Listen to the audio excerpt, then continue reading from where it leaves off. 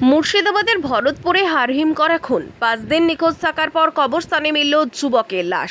হ্যাঁ, আপনারা ঠিকই শুনছেন, আর এই মুহূর্তে আপনারা দেখছেন এন নিউজ লাইভ এক্সক্লুসিভ। 5 দিন ধরে নিখোঁজ থাকার পর অবশেষে গ্রামের কবরস্থান থেকেই উদ্ধার হলো রহিদুল ইসলামের নামক এক যুবকের লাশ। প্রায় আনুমানিক বয়স 38 বছর। মুর্শিদাবাদ জেলার ভরতপুরে এই চাঞ্চল্যকর ঘটনাটি ঘটেছে। পুলিশের প্রাথমিক তদন্তে জানা গেছে রহিদুলকে খুন করা হয়েছে এবং ইতিমধ্যেই দুজনকে গ্রেপ্তারও করা হয়েছে। গত 19শে জুন থেকেই নিখোঁজ ছিলেন ভরতপুরের বাসিন্দা রহিদুল। পরিবারের সদস্যরা সম্ভব সব জায়গায় খোঁজাখুঁজি করেও তার কোনো সন্ধান পাননি। এরপর নিরুপায় হয়ে তারা ভরতপুর থানায় একটি নিখোঁজ ডায়েরি করেন। নিখোঁজ ডায়েরির ভিত্তিতে ভরতপুর থানার পুলিশ তদন্ত শুরু করে। তদন্তের এক পর্যায়ে পুলিশ রহিদুলের পাশের বাড়ির এক ব্যক্তিকে জিজ্ঞাসাবাদ করে। জিজ্ঞাসাবাদের মুখে সে রহিদুলকে খুনের কথা স্বীকার করে নেয়। অভিযুক্ত জানায় এই খুনে তার সঙ্গে আরও একজন জড়িত ছিল। দ্রুত পদক্ষেপ নিয়ে ভরতপুর থানার পুলিশ অভিযুক্ত দুজনকে গ্রেপ্তার করে। মঙ্গলবার তাদের কান্দি আদালতে তোলা হলে আদালত তাদের পুলিশি হেফাজতে রেখে ঘটনার পূর্ণাঙ্গ তদন্তের নির্দেশ দেয়।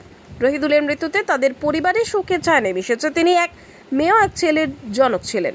কী কারণে রহিদুলকে খুন করা হলো তা এখনও স্পষ্ট নয়। পুলিশ ধৃত দুজনকেই নিবিড়ভাবে জেরা করছে খুনের প্রকৃত কারণ উদ্ঘাটনের জন্য। এই ঘটনার পর এলাকায় তীব্র উত্তেজনা ও চাঞ্চল্য সৃষ্টি হয়েছে। আমাকে জানায় যে আমাদের ওইখানে আমার বাবার বাড়ি রাজারামপুর। আপনি কতদিন থেকে বাবা বাড়িতে ছিলেন?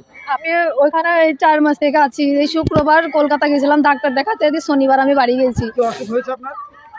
আমার এসলি বলে একটা রোগ হয়েছে। এই যে ধরুন 19 তারিখের পর থেকে যে আজকে এই যে বডি পাওয়া গেল এবং আপনারা দেখলেন যে কে মেরে দিয়েছে সেটাও নির্ধারিত হলো, কি কারণে মেরে দিয়েছে বলে মনে করছেন? জানি না। কি চাইছেন আপনি স্ত্রী হিসাবে? আমি জানের বদলে জান চাই, যেমন আমার ছেলে। আমরা ওর ফাঁসি চাই, যে এই ঘটনা ঘটাইছি তাদের সবার ফাঁসি চাই। যারা মেরেছে এদের সঙ্গে কি আগে থেকে কোনো সম্পর্ক ছিল? না, মেল মহব্বত ছিল না, এমনি আমাদের পাড়া প্রতিবেশী। হ্যাঁ, না না, কিভাবে জানতে পারলেন খুন হয়েছে? পুলিশ তদন্ত করে বলেছে। আমার নাম সার্জিনা খাতুন। আমি 19 থেকে রাত্রিবেলায় 9টা মানে 8:57 ওর মোবাইলে ফোন আছে। তখন আমার মা বাড়িতে উপস্থিত ছিল। আমি আমার বাচ্চা আমার বাড়ি আছে সেখানে উপস্থিত ছিলাম। দিয়ে তখন বাড়ির সামনে কাদা হচ্ছে বলে বৃষ্টি পড়ছিল, কাদা হচ্ছে। দিয়ে ওই কাদাটা গাড়ি ধুয়েও গাড়িটা ভেতরে ভরার পর কানে কিন্তু ফোন লেগেছিল। আমাদের পাড়ার একটা ছেলে, বাচ্চা ছেলে, ওকে ফোন করেছিল। 8:57 লাস্ট কল ওর সাথে হয়েছিল। যে বাচ্চাটা জিজ্ঞেস করেছে, মামা তুমি আসবে না? ওই ছেলেটা ওর দোকানেও একটা ব্যবসা করতো, দোকানে সবসময় বাচ্চাটা থাকতো। তো ওকে জিজ্ঞেস করছে, মামা তুমি আসবে না? তা বলেছে, না রে, গাড়িটা ভরে দিয়েছে, খেয়ে দিয়ে ঘুমাবো। এই কথা কিন্তু বলেছে। মা কিন্তু ওই কথাটা শুনেছে। শোনার পর মা দেখছে এত সকাল সকাল আসে না, 9:10 নাগাদ, কিন্তু 9:30 নাগাদ তো প্রতিদিনই বাড়ি আসতো।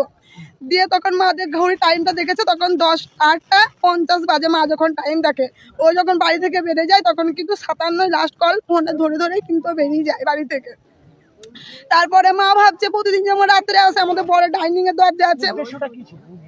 উদ্দেশ্য আমাদের কারোর সঙ্গে শত্রুতা নাই। ওই যে ছেলেটা করেছে বলছে, ওর সঙ্গে কোনদিন পারিবারিক আমাদের কোনো ঝামেলা হয়নি। এখন শুনছি ওই নাকি খুন করে এখানে ছিঁকড়াতে একটা কবরস্থানেতে পুঁতে দিয়ে গেছে।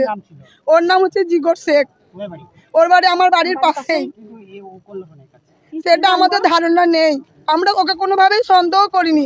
আমরা 19 তারিখে যখন এরকম ঘটনা ঘটলো, 20 তারিখে আমি একটা আমার বাড়িতে একটা লজ আছে, সিসি ক্যামেরা চেক করি, দেখে 8:57 ওই সামনে দোকান থেকে জল কিনেছে। জল কিনেও বাড়ির দিকেই এসছে। তারপরে বাড়ি থেকে বেরিয়ে গেছে, আর ঢোকেনি। রাত্রি যখন 11টা-12টা তখন মা ঘুমিয়ে গেছে যে হয়তো আসবে। মানে আমরা প্রথমে ভরতপুর থানাতে একটা নোটিশ জারি করি যে আমার ভাই মিসিং করে 20 তারিখে নোটিশটা জারি করি। জারি করার পর পুলিশ কিন্তু তদন্ত হয়তো নিজেদের মতো শুরু করেছিলেন। শুরু করার পরে 20 তারিখে বিকালের দিকে ওর তো পুরোভাবে আমরা সবাই তদন্ত করি, যত আশেপাশে যে সুসাইড করেছে কিনা, যত জায়গায় গাছপালা পুকুর আছে সব জায়গায় আমরা খুঁজি, কোনোভাবে পাই না। পুলিশের নাম দিয়েছিল, হ্যাঁ পুলিশ না, কারণ নাম উল্লেখ করে আমরা দিইনি, শুধু আমার দাদা মিসিং বলে একটা ডায়েরি করেছিলাম। যেহেতু শনি রবিবার পড়ে গেছিল, রেজাল্টটা আসতে একটু সময় লেগেছিল। আজকে কালকে রাত্রে পুলিশ যখন কল লিস্ট বার করেন ওনাদের প্রসেস অনুযায়ী, মানে তার আগে শনিবারের দিন বিকালে পুলিশ এসেছিলেন। এক জায়গায় মাঠের দিকে জুতো পড়েছিল, যে ছেলেটা খুন করেছে বলছে তার বাড়ির কাছে জুতো পাওয়া গেছিল। এক জায়গায় সমানভাবে জুতোটা রাখা, যেমন পায়ে থেকে আমরা খুলে যেভাবে রাখি ওরকম জুতোটা রাখা ছিল। সঙ্গে সঙ্গে আমরা ভরতপুর থানাকে জানাই, ভরতপুর থানা থেকে মেজবাবুরা আরও অন্যান্য স্টাফরা এসে ওনারা ইনকোয়ারিটা করেন। ঠিক আছে, ইনকোয়ারি করে দেখে পুকুরটা তারপরের দিন জাল নিয়ে টানা হয়, ওখানেও ছিল না। তারপরের দিন কল লিস্ট, কালকে সকাল নাগাদ কল লিস্ট আসতে লেট হয়েছিল, সন্ধ্যা নাগাদ কল লিস্ট আছে। ওর কল লিস্ট দেখে ওই ছেলেটাকে তুলে নিয়ে যাওয়া হয় রাত্রে। হ্যাঁ, ওই ছেলেটাকে নিয়ে গিয়ে থানাতে জিজ্ঞাসাবাদ করেছে। ওকে যখন নিয়ে যায় ও একটা কথা বলেনি। রাত্রে 9:30 থেকে 10:30টার মধ্যে নিয়ে যায়, তখন কিন্তু ও একটা কথা বলেনি। ও কিন্তু সোজাসুজি থানাতে চলে যায়। আজকে সকালে যখন আমরা উঠলাম দেখছি ওর বাড়ির লোকরা সব একে একে মানে একসঙ্গে সবাই না, একে একে উঠে গিয়ে, ছেলেটার নাম আমার নাম খুশি বেগম, ওর